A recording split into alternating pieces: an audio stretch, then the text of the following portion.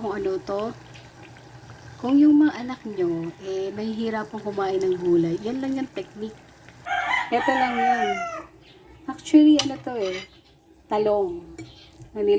Alam mo yung ginagawa sa fried chicken? So, may harina. Ito, ano na ako kanina, nakapaglagay na ako ng harina doon sa talong. Meron na tong timpla. Tapos, ito, yung egg. Ayan. Pinakauna niyan, babalatan mo yung talong. Tapos, gagawa ka na ng itlog, tapos harina na may mga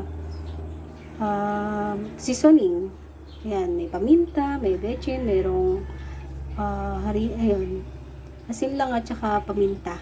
Saka harina. Saka bechin, ganun.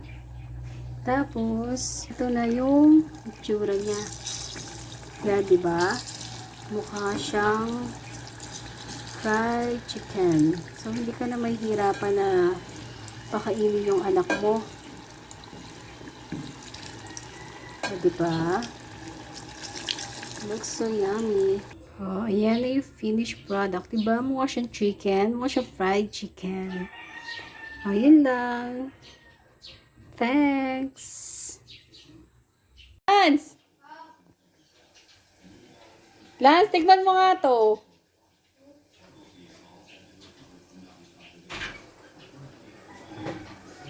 May small one lang. Fried chicken. Chicken fried. Yummy. Lasa? Masarap ba? Nagustuhan mo? Chicken ba, anak? Milo, tingnan mo. Mile. Fried chicken?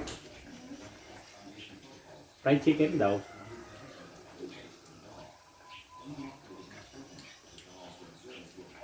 Lasa? Ah. Sarap?